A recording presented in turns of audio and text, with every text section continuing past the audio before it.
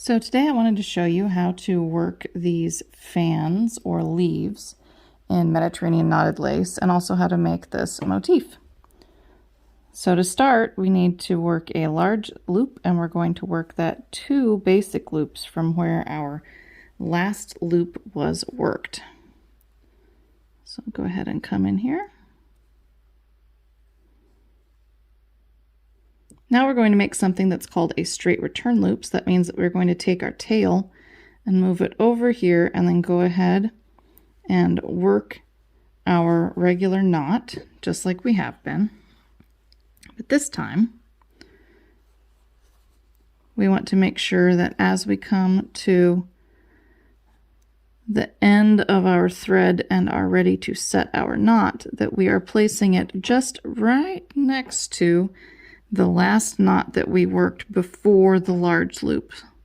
Let's just scoot it over, pull that tight. So this is our large loop and our return loop. Now we're going to work our fan. So to work our fan, we are going to make a smallish picot. We don't want to make it too large, but we don't want to make it too small. This is something that you just kind of have to practice. I still am practicing, and sometimes I get it right, and sometimes I could have made a little bit bigger picot. So once you have about the size that you want, move it into position far to the left and then pull that knot tight. Then we're going to make a closed loop by taking that tail from our previously worked stitch and putting it over the top of our needle. And we'll go ahead and make our stitch like normal. And then tighten that down. Nice tight knots. That's the name of the game. Now we're going to make a regular loop again down into the base of this large loop. And when we do this, we need to adjust it because we do want to have a little more slack in the top of this loop, but we don't want too much slack because this is what is going to help us form the fan, or the leaf in this case. Now we will do another closed loop, bringing that tail up over the top.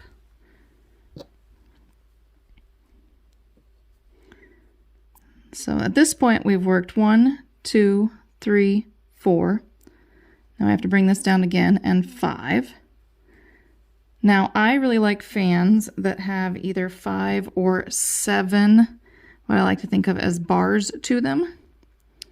But you could do more. You could make 9. You could do less and make 3. It's just something that I think is very attractive about either a 5. This one's a 5 right now. Now let's close this loop and make a 7.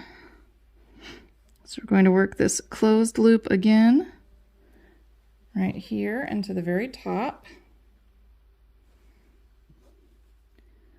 And then bring it down one more time.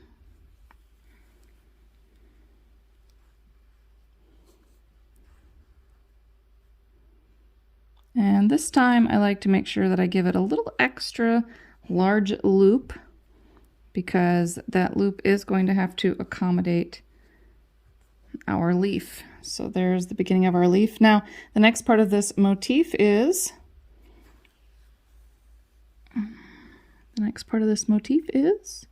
that I need to put in the large loops that are my stems for my flowers. So I'm going to work 1 and 2 because that's my pattern.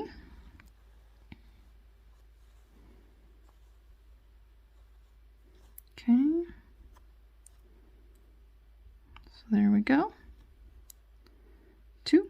Now I need to flip my work, because in order to make my 2 leaves match in their appearance, I actually need to work them in opposite directions. And we have to do another one of those straight return loops. So we're just going to take that tail and place it over the top of the needle. Go ahead and make our stitch like usual. Only this time, we want to make sure that we set the knot directly next to that knot that we used to make our large loops. So now we're going to work in this space right here. go ahead and make that small picot just the same. We're going to do this exact same thing that we just did to make the other leaf. But the key here is that we have to make sure that we are always working past that knot. Okay.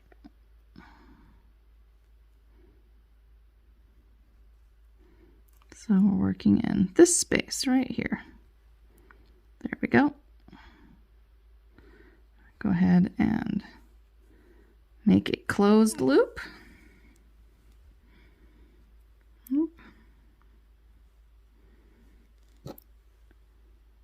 There we go. Now we're going to bring our thread back down and into this large loop. And again, when we do this, we want to make sure that we are setting our knot past the one used for this large loop. Like this.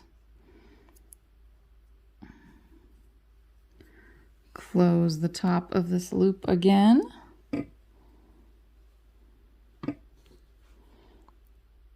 Now this would be a 5, but we are going for 7.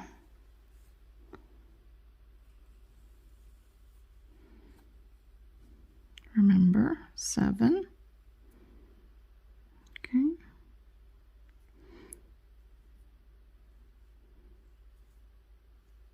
Now we'll make one more closed loop.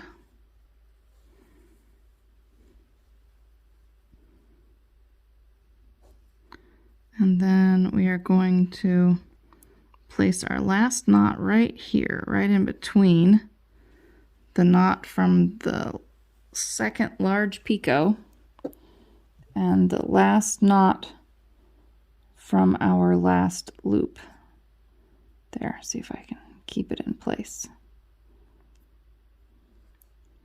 And I always like, again, to put just a little extra thread up in the very top of this. Could have used just a little bit more. So there we go. Now, in order to continue working forward with our pattern, we need to bring our thread from here down into our base again. So to do that, we're going to work a knot directly next to the knot from our large loop, and we're going to make sure that our thread, here we go, flattens out on the back